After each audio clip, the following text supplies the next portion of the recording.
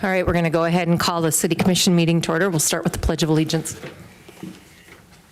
I pledge allegiance to the flag of the United States of America and to the republic for which it stands, one nation, under God, indivisible, with liberty and justice for all. All right, Al, roll call. Benson. Here. Brunig. Here. Johnson. Here. Minor. Here. Schramm. Here. Weber. Here. Villanueva. Here. Mayor Mosier. Here. City Manager Leon. Here. City Attorney Denherter. Here. All right, we move on to number 2 under routine business is to approve the minutes of the work session of September 27, 2021, and the regular meeting of September 27, 2021. What is your pleasure? So moved. Second. We have a motion and a second. Any commission discussion? Anybody in the public? All those in favor say aye. Aye. Opposed, nay. And any abstention? All right, number 3 is the schedule of bills. What is your pleasure? Move to pay the bills. Second. We have a motion and a second. Any discussion on paying the bills? Anybody in the audience? Al, roll call. Weber.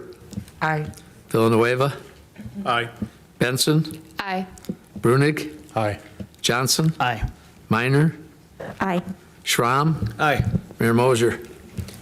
Aye, motion carries. Before we move on to the city manager's report, I want to thank Commissioner Johnson for stepping up to be acting mayor on September 27th and for the indulgence of the commission for allowing me to be gone to be at the Hyundai World Championships. We had a very successful event, lots of medals handed out. Weather was held out for the most part, just a little bit of rain, but thanks to the commission and to Commissioner Johnson for that indulgence of me being gone that night to do that tournament. So with that, I'll turn it over to City Manager Leon.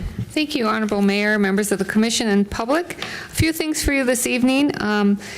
Being as we have our strategic planning meetings coming up here in October, scheduled for, I believe it's the 21st and 22nd. I believe your date is Friday, the 22nd. I would suggest that we do not conduct a work session on October 25th. That's our second meeting. Just in preparation for the strategic planning, we as staff just won't have time to work up a topic, I don't think, and also participate fully with the preparing for the strategic planning. So if you agree with me, then I would ask that when you get to your consent calendar, you remove consent calendar item number 2, which is the setting of the work session. And we'll have a work session again, perhaps then the following month. Along with that, wanted to let you all know that the survey for our strategic planning event is out on our website. We encourage anyone who's interested to give their input to participate in that survey, and also if you would please take a look at that and participate in the survey as well. It is very general. It's not aimed to be necessarily specific and completely tailored to our community, but it'll give a good idea which way we're leaning towards things to help our facilitators. So that's already available. We're also working with our facilitator to invite members of the community to a number of focus groups or listening sessions. So I put together a list of about 80 or so people today to invite. They're looking at having a handful of focus groups from kind of cross sections of the community, business leaders, downtown leaders, builders, service providers, community members from different demographics of our community. So those will be invited to focus groups, and then our facilitator will share that input with us. So a little different strategy than we've done in the past, but I think that will be a valuable process for us. So we did get a schedule today for our strategic planning event, so we will be forwarding that to you, and we'll also, let the media know that while there will be no votes taken, this will be a purpose of visioning and talking about long-range planning and those types of things. So happy to answer questions about that. Last week, a number of us were at the South Dakota Municipal League Conference in Spearfish. We received the Platinum Safety Award, which is the highest award for safety in a workplace that the South Dakota Municipal League recognizes. So just a few years ago, we were not getting an award, and then we teetered at the bronze level, and we with the help of a lot of good staff and a lot of changes that we made in our organizations, we're at the platinum level for safety standards. So that's something that was recognized and we should be proud of. Also learned a lot. If you can imagine, there's more to learn about marijuana than we currently know. There is. And so we got an opportunity to visit with the Department of Health quite a bit, get some specifics so I feel a little more secure going forward. My understanding is there's a question about our applications and when those will be made available to the public. Once those are certified by the city and sent forward to the state is when we're obliged to make them public. So we'll make that list public. Until that time, it is a competitive process here. So because we've limited the amount of them dispensaries in our community. So those will be made available, but not quite ready yet. I suspect sometime this month that we will be able to communicate those to people who are curious about that. We did have a member of our planning commission resign, so Colleen will work with Dave Mingo and his department on advertising that vacancy. If you know somebody who would be really excited about serving on the planning commission and looking at plats and lots of fun stuff like that, please encourage them to take a look at that advertisement and put their name in the ring for planning commissioner. Which commissioner was it, if I can ask? It was Commissioner Womble, I believe. So just other commitments. So we'll be looking for someone to fill that vacancy, and those are two-year terms? Oh, so it's a good way somebody can get their feet wet, and then they'll come to love it, and they can serve on it from now until in perpetuity. If you've been listening to the radio, you've heard Officer Beekler talk about some of the vandalism we've had in our public restrooms. Some of that might be due to a challenge that's on social media. Some of that might be just lack of respect for public spaces. We've also had some vandalism to some of our park equipment. We'll be talking as a staff tomorrow, since we weren't all together last week. We haven't been together to sort of talk about some strategies, but Todd Larson is taking some efforts right now to minimize the best we can with vandalism in the parks. We'll be replacing some equipment, of course, fixing our restrooms, et cetera, but we're going to talk a little bit about that in our staff meeting. Just note from the police department and what's being said on the radio, if people see something suspicious or have an inclination something's going on that shouldn't, to call dispatch and let us know so our folks can respond. So that's sad, you all know how expensive those things are and how we do try to keep them nice, and then for those to be defaced and vandalized is a sad thing, but we are not alone. I've learned in talking with other cities that's a sad trend that's happened in a lot of communities, so just experiencing that. Do we have any estimate at this point as to how much cost is involved in that vandalism? Todd is shaking his head no, so I don't think so. And then from the finance department, Al and his team are working on closing out 2020. We still have some journals entries to complete, but that's being worked on, so we'll keep you updated on that, but taking a little longer just due to the topsy-turvy year we've had. That's all of the things I wanted to mention to you all. If you have questions for me, I'm happy to answer them.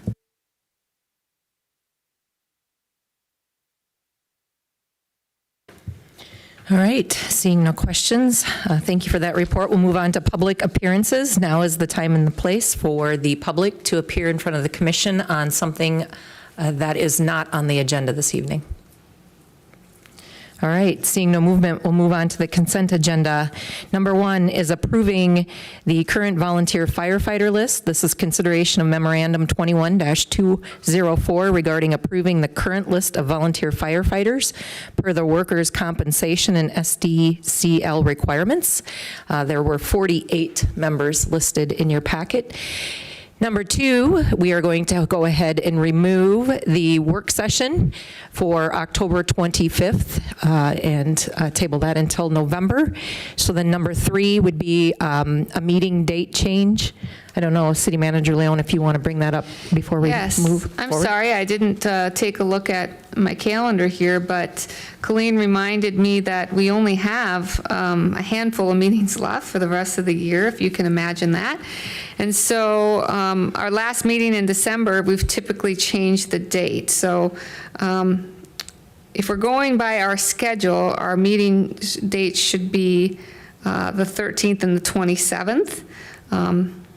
Probably aren't interested in meeting on the 27th, I presume. Typically, we hold that meeting the Friday before, but the Friday before is Christmas Eve. And we don't work that day, so I don't want to come to a meeting that day. We could certainly do the 23rd, or if you wanted to, we can move it up to the 20th, but you do have a meeting the 13th, so my recommendation would maybe be the 23rd, but I would need to look to all of you to see if you think there's going to be enough of us here. Thursday, the 23rd at noon? You will not be here. Okay. Well, we have enough people that don't get to be on the beach Is there anybody else going to be on the beach? that look like, we can call you if you'd like. You can call in. Okay. So we'll tentatively plan for that. Typically, we don't have a lot of business that day. Thank you. All right, so number 3 under the consent agenda is to establish the date of December 23rd at 12 p.m. for the second city commission meeting in December. Number 4 under the consent agenda is establish October 25th, 2021 as the date for a public hearing on the request for a special malt beverage on-sale retailer's license for one day, November 6, 2021, for Families Feeding Families. Tara Kurek, coordinator, and that will be held at the NFAA at 800 Archery Lane. And number 5 is listing October 20, 21, and 22 as a possible quorum event as tied to strategic planning, as City Manager Leon just mentioned in her update, but no official commission action will take place. What is your pleasure? So moved. Second. We have a motion and a second. Any discussion on the consent agenda? Anybody in the public? All right, all those in favor say aye. Opposed, nay. And anybody abstaining? All right, consent agenda items approved. On to old business. We have one item, which is consideration of Memorandum 21-207 regarding the request for a special malt beverage on-off sale retailer's license for 2 days, which is October 16th and October 30th, 2021, from Backspace Brewing Company, LLC, doing business as Backspace Brewing Company, Chris Allington, partner, at 200 Douglas, and then Memorial Park in Yankton, South Dakota. What is your pleasure? So moved. Second. We have a motion and a second. Any commission discussion? Anybody in the public? Al, roll call. Villanueva. Aye. Benson. Aye. Brunig. Aye. Johnson. Aye. Minor. Aye. Schramm. Aye. Weber. Aye. Mayor Mosher. Aye, motion carries. Moving on to new business, number 1 is consideration of Memorandum 21-209 regarding a vehicle purchase from the state of South Dakota bid list for the City of Yankton Public Works Department, Street Department for a 1-ton truck. This is to replace a 2012 Ford. This will be, the bid came in at $56,928. However, $85,000 has been budgeted. This will be coming from Boyer Ford of Sioux Falls, and I understand some side equipment is going to be added to complete that bid. What is your pleasure? So moved. Second. We have a motion and a second. Any commission discussion? Anybody in the public? Al, roll call. Benson. Aye. Brunig. Aye. Johnson. Aye. Minor. Aye. Schramm. Aye. Weber. Aye. Villanueva. Aye. Mayor Mosher. Aye, motion carries. Number 2, under new business, is consideration of Memorandum 21-212 and Resolution 21-83 regarding the 2021-2026 Yankton County Pre-Disaster Mitigation Plan projects. What is your pleasure? So moved. Second. We have a motion and a second. I don't know if City Manager Leone or Mr. Mingo would like to address the commission a little bit on this. I know during the media briefing on Friday, I kind of just went through the laundry list of bulleted items that you had on page 1 and promised further discussion would happen if there were questions. So, Dave?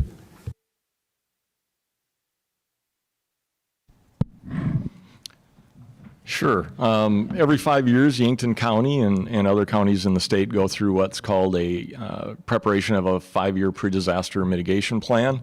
Paul Schurslick is actually the resident expert on this process, and he gets a lot of assistance from the staff at Planning and Development District 3. In July, I believe, you saw a list of items that were up for consideration for the city as a submittal as a part of the plan. Each entity within the county is a part of the process, so City of Yankton obviously would be also. I think there were 8 items in that bullet point list included in the memo there that were specific adds from the City of Yankton, and then the rest of the plan, which is also attached in your packet, goes into great detail about pre-disaster mitigation planning. The ultimate effort or purpose is to try and have a plan for every potential disaster you could foresee at this point in time, be it natural disaster or some other man-made disaster. So we could start to go through the document in more detail than that, but I'd be willing to try and answer any questions you may have. Dave, under there it said begin participating in a storm-ready community program. What exactly is that? I would assume we're ready most times, but is that a specific program, certification, or what does that entail? Yeah, that's a really good question, and I wish I had another member of my staff here to help answer that. I would imagine that's in large part response to what we saw in 2019, and also the potential for any natural disaster like in tornado season or blizzard season here in the community, and to be more specific in creation of a planning document that would get us ready for those types of events in the future. We can always do more to be ready.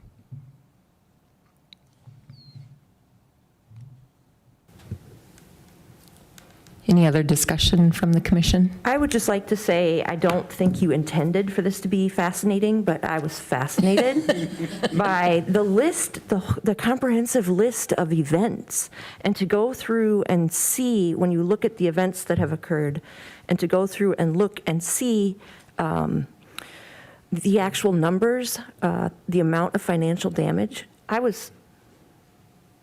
was riveting. And I'm lightly joking, but I learned a lot. Thank you.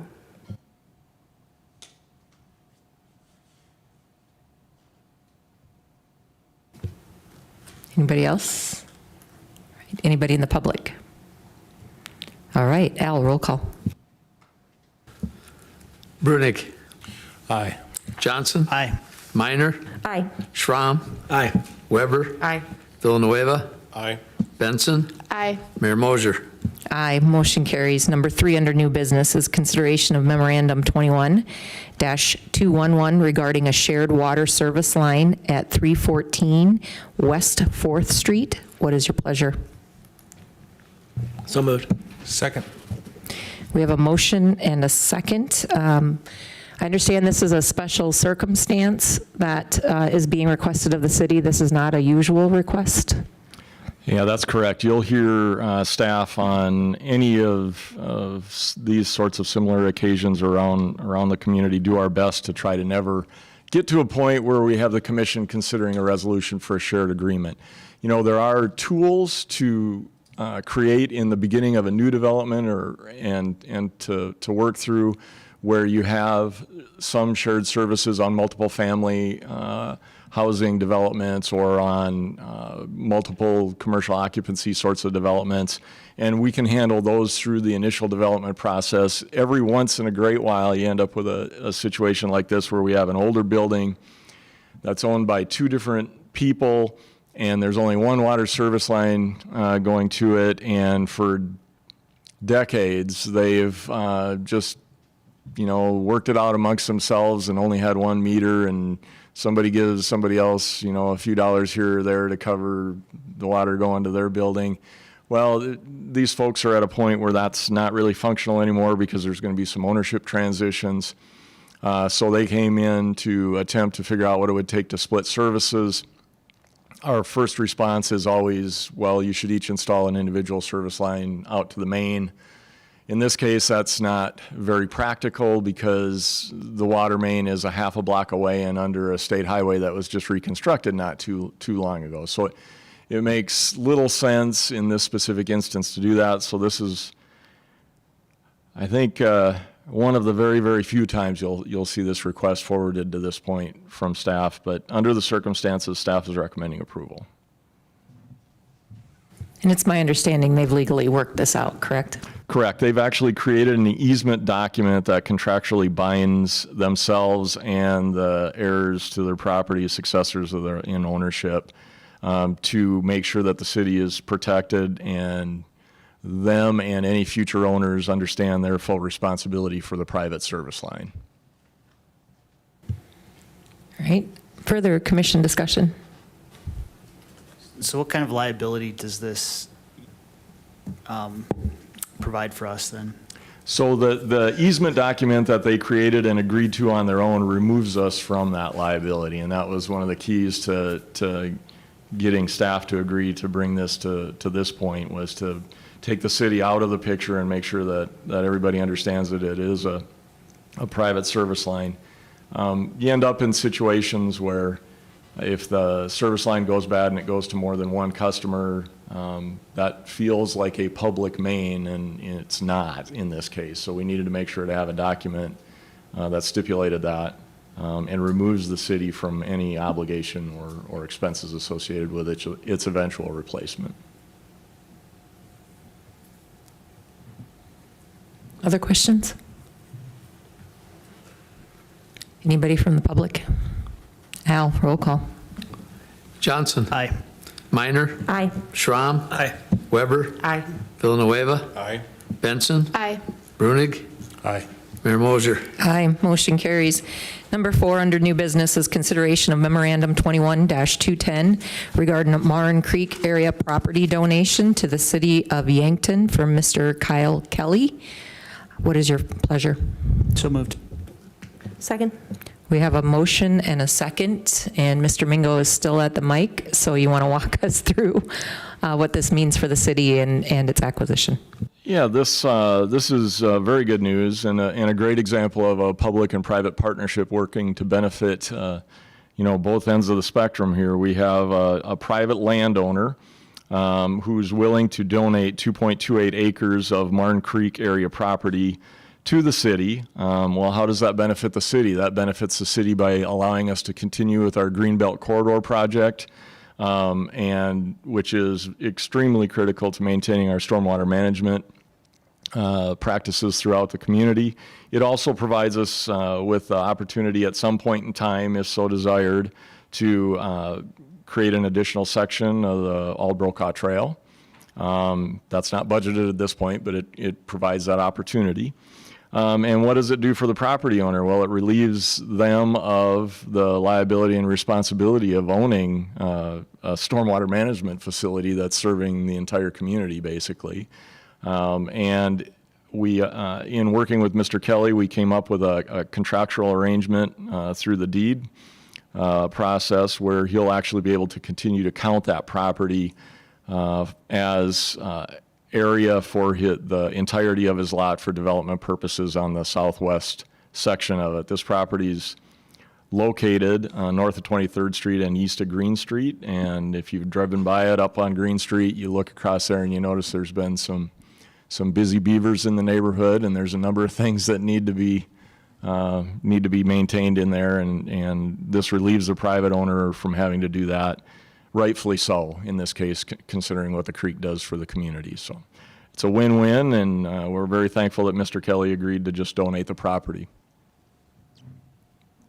So in the near term, will we be doing any work to open that up more, to increase capacity, things like that?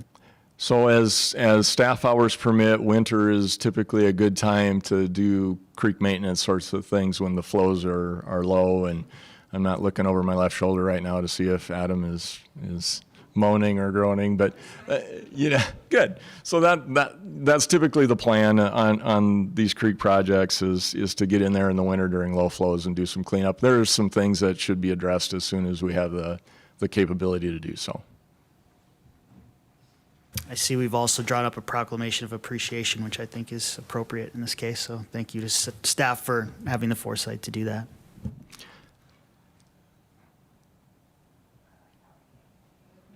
Other commission discussion?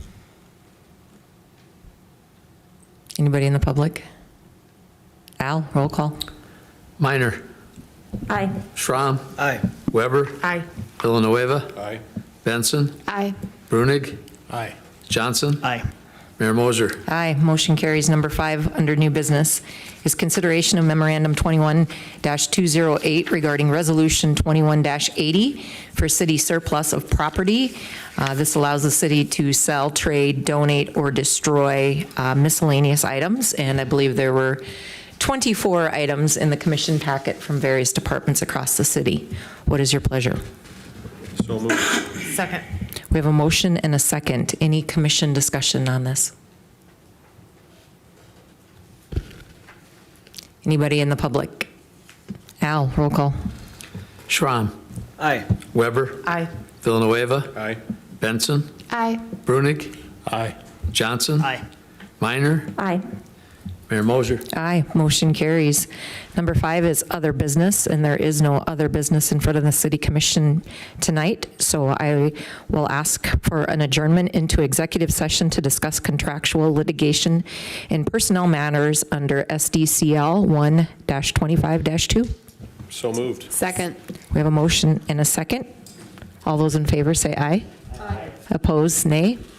And any abstention? All right, we are adjourned.